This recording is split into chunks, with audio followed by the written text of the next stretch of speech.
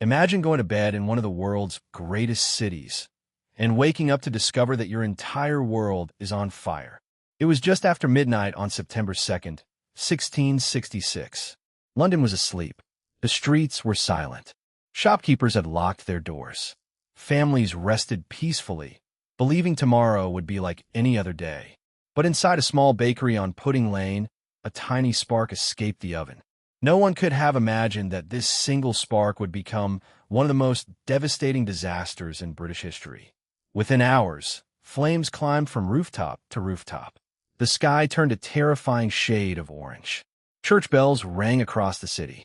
People rushed into the streets, carrying children, valuables, and whatever they could save. This wasn't just a fire. It was the beginning of a nightmare that would destroy the heart of London forever. And the most shocking part? Many believe the disaster could have been stopped in its very first hours. So, what really happened? Let's travel back to the autumn of 1666. London was a city of nearly 500,000 people. Most houses were built from timber, packed tightly together along narrow streets. After a long, dry summer, the wood had become dangerously dry. The city had become a giant pile of fuel, waiting for one mistake. And that mistake had just happened. When panic took over, the fire began in the bakery of Thomas Fariner, the king's baker. Although his family escaped, burning embers were already flying through the powerful east wind. One house caught fire, then another, then another. Within minutes, the flames spread faster than anyone believed possible. The narrow streets acted like giant chimneys, pulling the fire through the city. People screamed for help. Parents searched desperately for their children.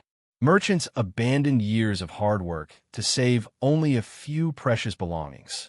Horses pulled overloaded carts through crowded streets, while thousands fled toward the River Thames. Some escaped by boat. Others simply watched everything they owned disappear into smoke. London had never witnessed anything like it.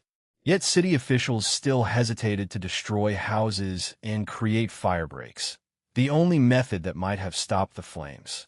That delay would prove catastrophic. By sunrise, the Great Fire was completely out of control. 4 days of hell.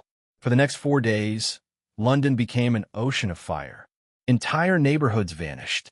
Historic churches collapsed. Markets disappeared.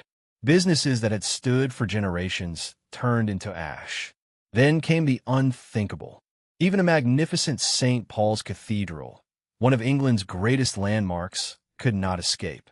People believed its thick stone walls would protect it forever. They were wrong.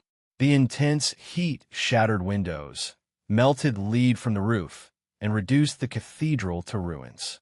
By now, over 13,000 homes, 87 churches, and countless businesses had been destroyed. Nearly 80,000 people were left homeless. The capital of England looked like the end of the world. Yet somehow, London refused to surrender. The king's bold decision. As panic spread, King Charles II stepped in. He ordered soldiers to pull down entire rows of buildings. It sounded unbelievable. Destroy homes to save the city. But creating large, empty spaces, known as fire breaks, finally slowed the flames. Then fortune arrived. The powerful winds that had fed the fire suddenly weakened.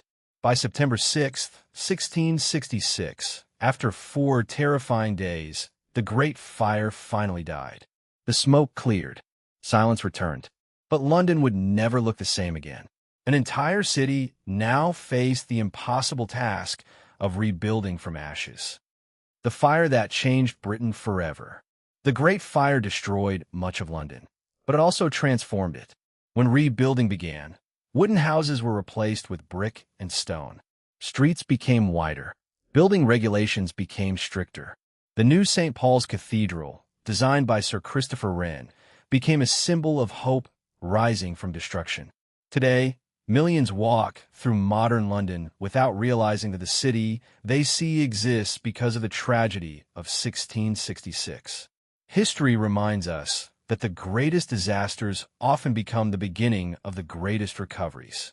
A single spark destroyed a